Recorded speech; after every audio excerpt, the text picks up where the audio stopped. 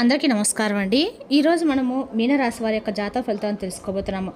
మీనరాశి వారికి మే 28 అనగా గురువారం నాడు వీరి యొక్క జాతక ఫలితాలను తెలుసుకోబోతున్నాం. అయితే మీనరాశి వారు ఎవరైతే ఇప్పుడే కొత్తగా మన ఛానల్ చూస్తున్నారో దయచేసి ఛానల్ సబ్స్క్రైబ్ చేసుకొని వీడియోకి లైక్ చేసి సపోర్ట్ చేయడం మాత్రం మర్చిపోకండి. మరి వీడియోని ఎక్కడ కూడా స్క్రిప్ట్ చేయకుండా చివరి వరకు చూసినట్లయితేనే మీకైతే పూర్తిగా అర్థమవుతుంది. రేపటి రోజున మీ యొక్క రాశి ఫలితాల ప్రకారం మీకు ఏ విధంగా ఉండబోతుందో తప్పకుండా తెలుసుకుందాము. మరి అంతకన్నా ముందుగా ప్రతి ఒక్కరికి కూడా ఏదో సమస్య ఉంటుందండి. సమస్యలు అంటే ఉండదు కదా. అంటే ప్రేమ, పెళ్లి, ఉద్యోగం, వ్యాపారం, ప్రేమించి మోసపోవడము, నాగదోషము, సంతానం లేకపోవడము, భార్యాభర్తల మధ్య గొడవలు, ధనం నేకలు లేకపోవడము, రాజకీయము, కోర్టు సమస్యలు, మీ మీద చెడు ప్రయోగాలు చేయడము, ఇలా ప్రతి ఒక్కరికి కూడా ఏదో ఒక సమస్య ఉంటూనే ఉంటుందండి. అయితే ఎక్కడెక్కడికో వెళ్ళి జ్యోతిష్యం చెప్పించుకొని నిరాశ చెంది ఉంటే ఒక్కసారి మన గురుగారిని కాంటాక్ట్ అవ్వండి. శ్రీ ఇంద్రకీలాద్రి కనకదుర్గమ్మ ఆశీస్సులతో జ్యోతిష్యం ఇవ్వను. మన గురుపై వచ్చి పండిత రాజు గారు అండి. మీరు సంబంధించిన ఫోన్ నెంబర్ 9730895167. చాలా నమ్మకమైన గురుగారు. మన గురుగారు స్త్రీ పురుష వశీకరణ చేతులు చాలా ప్రత్యేకత గలవారండి. దూర ప్రాంతంలో వారు కూడా ఫోన్ కాల్ ప్రతి ఒక్క సమస్యకి ఖచ్చితమైన పరిష్కారం కలదు. సమస్య మీది పరిష్కారం మాత్రం 100% మన గురుగారి దగ్గర అయితే కలదండి. ఒక్కసారి నమ్మకంతో ప్రయత్నించండి. ఇక ఇప్పుడు మీనరాశి దినఫలిత ప్రకారము గ్రహస్థితులు అనుకూలంగా ఉండే అవకాశాలు ఉన్నాయండి. ముఖ్యంగా కుటుంబ విషయాల్లో శుభవార్తలు వినే అవకాశం ఉంది. మీరు ఆలోచించిన పనులు ఆలస్యమైన పూర్తయ్యే సూచనలు అయితే ఉన్నాయి. ధనలాభం కొంతవరకు కలుగుతుంది. పాత బాకీలు తిరిగి వస్తాయి.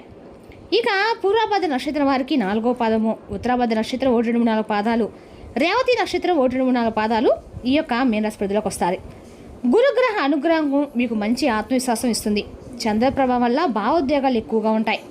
శని ప్రభావం కారణంగా పనుల్లో ఓర్పు అవసరము. వ్యాపారంలో కొంత ఆలోచన లాభాన్ని ఇవ్వగలవు. ఇక రేపటి రోజున ఈ రాశి వారి కండగ కూడా అదృష్టపు రంగు లైట్ బ్లూ అండి. శుభ సంఖ్య 3. శుభదుక్కు ఈశాన్యము. అన్ని రకాల రేపటి రోజున 8:30 నుండి 10 గంటల వరకు మీకు శుభ సమయం అండి. రేపటి రోజున ఈ రాశిని కూడా నమో నారాయణ మంత్రం జపించడము అలా కూడా మంచిదన్నమాట. రేపటి రోజున గురువారం సందర్భంగా విష్ణువు స్వామిని సంధించడము అంటే దర్శించడము ప్రార్థించడం మంచిదండి. పసుపు పువ్వులు గురువారం స్వామివారు సమర్పిస్తే మానసిక ప్రశాంతత లభిస్తుంది.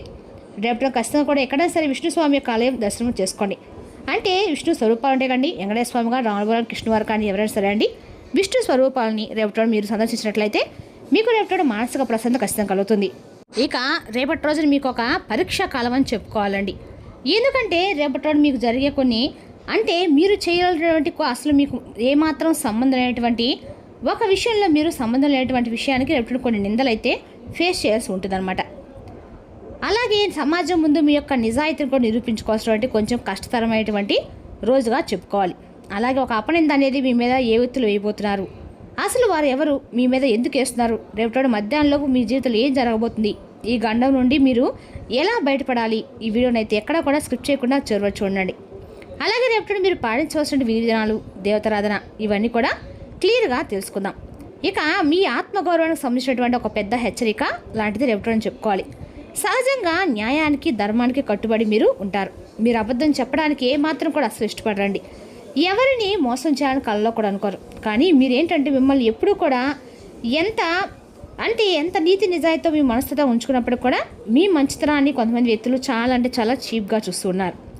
మీరు అందరినీ నమ్ముతారని చెప్పేటువంటి ఒక నమ్మకం అనేది మిమ్మల్ని రేపటి సమాజంలో ఒక దోషిగా మిమ్మల్ని నిలబెట్టేటువంటి ప్రమాదానికి దారితీస్తుంది.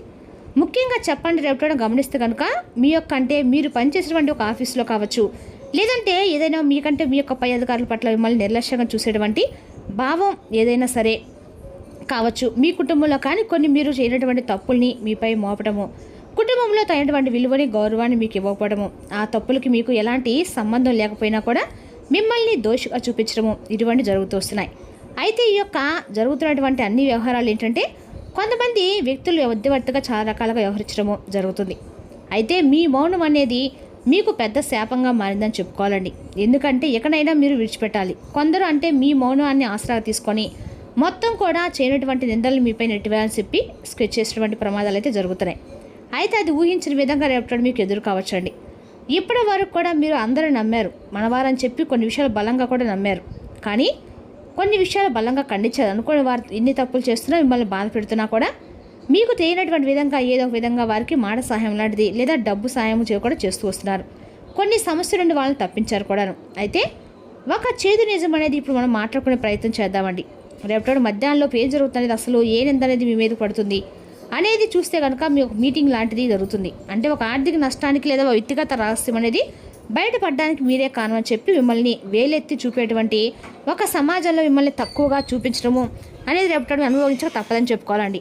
అలాగే మీరు రేపటి రోజున అనటువంటి ఒక మాట కూడా కావచ్చులే, అంటే మీరు కదా ఇప్పుడు నాతో ఇలా అన్నారు చెప్పారని చెప్పేసి నమ్మకం ఒక వ్యక్తి అబద్ధం చెప్పేటువంటి వ్యక్తి మీ జీవితంలో రేపటి రోజున ఒక అనుకున్నటువంటి సందర్భం ఊహించిన విధంగా రేపటి మధ్యాహ్నంలోపు ఎదురు కావచ్చు అనమాట. నిజానికి ఇది మీరు పనిచేసే చోట కావచ్చు, లేదా మీ నిజ జీవితంలో ఎక్కడైనా కావచ్చండి. ఇలా ఎక్కడైనా కానీ మీ మంచితనంతో మిమ్మల్ని ముందుకు వెళ్ళనివ్వకుండా అన్ని పరిస్థితులు అవసరం లేకపోయినా కూడా మిమ్మల్ని తప్పుదాగా పట్టించడానికి చాలా మంచి ప్రయత్నాలుగా చేస్తూ ఉన్నారు. ఇక రేపటి రోజు రకరకాల అనవసరమైనటువంటి సలహాలు ఇస్తూ ఉంటారు. కాబట్టి ఈ విషయంలో కొంచెం జాగ్రత్తగా ఉండండి. ఇది ఒక పెద్ద సమస్యగా మారేటువంటి అవకాశం కూడా ఉంది. ప్రధానంగా మీరు చేయనటువంటి తప్పుకు ఎక్కడా కూడా తల వంచరు. ఈ సిద్ధాంతం అనేది మిమ్మల్ని ఎప్పుడు కూడా కాపాడుతూ వస్తుందండి. అయితే ఇక్కడ మీకు ఊహించిన విధంగా మిమ్మల్ని ప్రత్యేకంగా టార్గెట్ చేస్తారు. కాబట్టి మిమ్మల్ని ఎలాగైనా కానీ మానసికంగా దెబ్బ కొట్టాలని మీరే చేసే పనులు ఏదైనా అడ్డం సృష్టించాలని, ఏదో ఒక విధంగా నష్టాలు కలిగించాలనేటువంటి ఉద్దేశంతో కొంతమంది అయితే ఉన్నారండి. మీ ముందుకు కూడా తీసుకురాబోతున్నారు. వాళ్ళ వ్యక్తులు కూడా దానికి సపోర్ట్ నిలబడడం కూడా జరుగుతుంది. అలాగే మిమ్మల్ని బ్లేమ్ చేయాలంటే లాంటిది కూడా బలంగా జరుగుతుంది. వివరంగా చెప్పాలంటే కనుక రేపటి రోజున మధ్యాహ్నంలో ఉద్యోగస్తులు ఎవరైనా వ్యాపారస్తులు కానీ మీపై అధికారుల నుండి ఏదైనా కానీ కొంచెం మీకు ఒత్తిడి గురి చేసే విధంగా ఏదైనా మిమ్మల్ని బలంగా బాధపడడానికి ఏదైనా సరే కావాలని పన్నే విధంగా ఉంటుందన్నమాట. అలాగే ఈ సమయంలో మీ నోటి నుండి వచ్చేటువంటి మాటలు అయితే చాలా సాధారణంగా ఉండేది చూసుకోండి. కోప్పడకండి, దేనికి కూడా ఎక్కువ రియాక్ట్ అవ్వకండి. అలాగే మీకు చేయనటువంటి తప్పు అపనింద పడడం వల్ల కూడా మీకు తెలియకుండానే కంటికి నీళ్ళు అయితే వస్తాయి. మీరు నీతి నిజాయితీని చెప్పి మీకు తెలుసండి. అలాగే భగవంతుడు తెలుసు, కానీ లోపకం మిమ్మల్ని వేరేలా చూస్తూ ఉందన్నమాట. మీరు మాత్రం దృష్టితో మిమ్మల్ని అనవసరమైనటువంటి గందరగోళం గురి చేసే విధంగా మిమ్మల్ని నానా రకాలుగా ఇబ్బంది పెట్టాలని చెప్పి చూస్తుందండి. కానీ మీరు బాధపడిన అవసరం అయితే లేదండి. ఎందుకంటే భగవంతుని యొక్క సపోర్ట్ అనేది మీకు ఫుల్గా ఉంది. అయితే ఒక కపట స్నేహితులు కావచ్చు, అంటే కుటుంబంలో ఉన్నటువంటి ఒక అసూయ పరులు కావచ్చు, వారి యొక్క తప్పును కప్పిపుచ్చుకోవడానికి మీరు ఏంటంటే చేయనటువంటి తప్పులు మిమ్మల్ని బలి పరిస్థితి తీసుకునే విధంగా చేయని చెప్పి ప్రయత్నాలు చేస్తున్నారని చెప్పుకోవాలి. అదేవిధంగా ముఖ్యంగా శుభ సమయంలోపు ఆ వ్యక్తులు మిమ్మల్ని ఏదో ఒక విధంగా టార్గెట్ చేయబోతున్నారండి. కాబట్టి మీరు కొంచెం అప్రమత్తంగా ఉండండి. అనవసరంగా ఏ విషయంలో కూడా జోలు అవ్వకండి, రియాక్ట్ అవ్వకండి. అదేవిధంగా ఎందుకంటే ఆ తప్పును మీరు చేస్తారనేటువంటి విధంగా వారు మిమ్మల్ని మప్పి పెట్టడము అనేది కూడా జరుగుతూ ఉందండి. కాబట్టి అకారణంగా నిందలు కలగడం అనేది కొంచెం సహజంగానే మీకు కనిపిస్తుంది. కాబట్టి ఓపికగా శ్రద్ధగా ఉండండి. మిగతాదంతా కూడా భగవంతుడు చూసుకుంటారని చెప్పి మీరు గట్టిగా నమ్మండి. ఇక ఈ విపత్తు నుండి మిమ్మల్ని కాపాడని చెప్పి భగవంతుని వేడుకోండి. ఇక రేపటి ఉదయం నిద్ర లేచిన వెంటనే చక్కగా స్నానం ఆచరించి పూజ గదిలో దేహం పెట్టుకొని చక్కగా ఖచ్చితంగా కూడా రేపటి గురువారం కాబట్టి ఖచ్చితంగా కూడా మీరు ఏ స్వామి అంటే పసుపు రంగు పూలతో స్వామిని దర్శించడం మంచిది. మీ మనసులో ఉన్నటువంటి కోరికతో పాటుగా రేపటి బయటకు వెళ్ళి సంతోషంగా సాయంత్రానికి ఎటువంటి ఆటంకాలు లేకుండా, ఎటువంటి అపనిందలు కానీ మాకు విఘ్నాలు కానీ కలిగించకుండా జాగ్రత్తగా మమ్మల్ని కాపాడమని చెప్పి మీరు స్వామివారిని వేడుకోండి. ఖచ్చితంగా కూడా మీకు అనుకున్న పనులు నెరవేరుతాయండి. రేపటి ఖచ్చితంగా కూడా స్వామి యొక్క ఆశీర్వచనం మీకు ఖచ్చితంగా కలుగుతాయి. చక్కగా కాపాడడం కూడా మీకు బాగా సఖ్యతగా అయితే ఉంటుందని చెప్పుకోవాలి. అలాగే రేపటి కొన్ని లాభ నష్టాలు కూడా ఉండబోతున్నాయండి. అంటే చూసుకుంటే కనుక ప్రధానంగా ముఖ్యంగా మీ జీవితంలో రేపటిన ఆ డబ్బు ఆర్థిక పరంగా చాలా అద్భుతంగా ఉండబోతుంది. అంటే డబ్బు సమస్య కావచ్చు, లేదంటే ఏదైనా అప్పుల బాధ కావచ్చు, ఇటువంటి నుండి రిలీఫ్ అవ్వబోతుందని చెప్పుకోవాలి. అలాగే ప్రధానంగా రేపటి గమనిస్తే మీ యొక్క ఆత్మీయుల నుండి మీకు ఏదో ఒకటి ఖచ్చితంగా కూడా ఒక అవకాశం అనేది, సహాయం అనేది కూడా రేపటి మీకు కలుగుతుందని చెప్పుకోవాలి. ఇక ఏదైనా ఒక సహాయం అనేది రేపటి పొందడానికి వీలుగా ఉంటుందన్నమాట. అలాగే లాభాలు కూడా రేపటి మీరు చేసేటువంటి ఏదైనా పనిలో మంచి లాభాలు కూడా కనిపిస్తున్నాయి. అలాగే మీ చుట్టూ ఉన్నటువంటి వాళ్ళని దగ్గరగా కూడా మీరు రేపటి రోజున చూడబోతుందని చెప్పుకోవాలి. అలాగే వాళ్ళతో అనవసరమైన సంభాషణ, అలాగే మీకు సంబంధంలో రహస్యాలను వారితో పంచుకోవడం అసలు మంచిది కాదు. కాబట్టి ఈ విషయంలో కొంచెం జాగ్రత్తగా ఉండండి, స్పష్టంగా ఉండండి. నిజాయితీ పనులు కాబట్టి అలాంటి వారు చేసిన పంచి పనులు, అలాగే మీరు చేసినటువంటి ఎన్నో రకాల ఆదర్శమైన పనులు భగవంతుడు గమనించాడు. కాబట్టి రేపటి మీకు అన్నా కూడా అనుకూలంగా ఉండే రోజుని చెప్పుకోవాలి. అలాగే రేపటి మీకు ఒక పాఠం కూడా కాలం నేర్పించబోతుందని చెప్పి మీరు తెలుసుకోవాలి.